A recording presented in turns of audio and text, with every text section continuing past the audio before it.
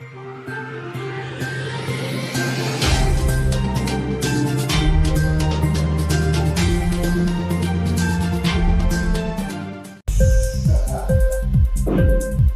TV prime time news కి స్వాగతం.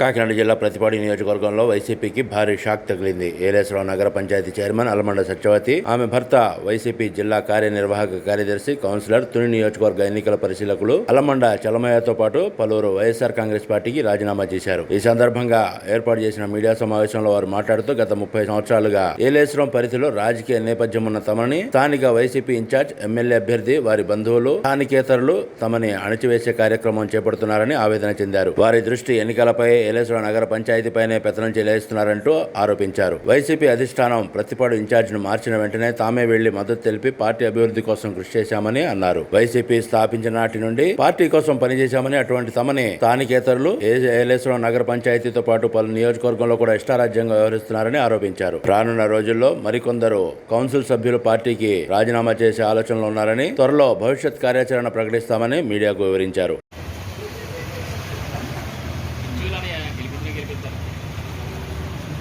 వరకు జరుగుతున్నటువంటి ఏలేశ్వరం నగర పంచాయతీ పరిణామాలను కూడా మిత్రులు, మీడియా సోదరులు కానివ్వండి, ప్రజలు కానీ గమనిస్తున్నారు. మరి మమ్మల్ని ఎన్నుకున్నటువంటి ప్రజలు మేము తీసుకున్న నిర్ణయానికి స్వాగతించి ఏలేశ్వరం అభివృద్ధి కోసం ఎంతో కృషి చేస్తున్నారని చెప్పేసి అందరూ కూడా ఏకగ్రీవంగా తీర్మానం చేశారు సభ్యులు.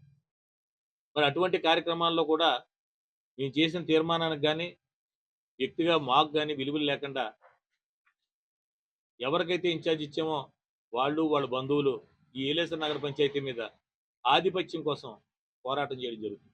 కానీ ఈవేళ ఏలేశ్వరం ఉన్న ఏ రాజకీయ నాయకుడితో కానీ, ఏ పార్టీ వ్యక్తితో కానీ ఇప్పుడు ఎవరైతే అజమాయిషీ చేద్దాం ఉన్నారో వాళ్ళకి ఎవరికి సంబంధం లేదు. కేవలం వాళ్ళు కోరుకునేది ఏలేశ్వరం మీద పెత్తనం తప్ప ఏలేశ్వరం ప్రజల మనోభావాలు తెలుసుకునేటువంటి పరిస్థితులు అయితే లేరు.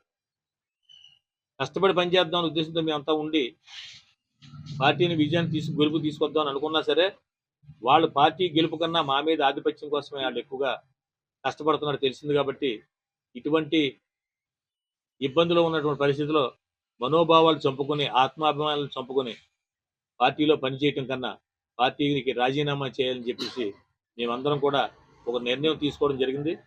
దాని విషయంలోనే ఇవాళ వైఎస్ఆర్ కాంగ్రెస్ పార్టీకి రాజీనామా చేద్దామని చెప్పి చైర్మన్గా కానీ, నేను కానీ, మాజీ కౌన్సిలర్స్ కానీ, కుల పెద్దలు కానీ, వివిధ సంఘాల నాయకులు కానీ ఒక నిర్ణయం తీసుకొని పార్టీకి రాజీనామా చేయాలనే ఉద్దేశంతో, మీ ద్వారా తెలియజేయాలనే ఉద్దేశంతో ఈవేళ మిమ్మల్ని పిలిచి ఈ కార్యక్రమం చేపట్టడం జరిగిందండి. అది తెలుసు అంటే 30 సంవత్సరాల నుంచి మేము రాజకీయంగా మీ అందరూ తెలుసు.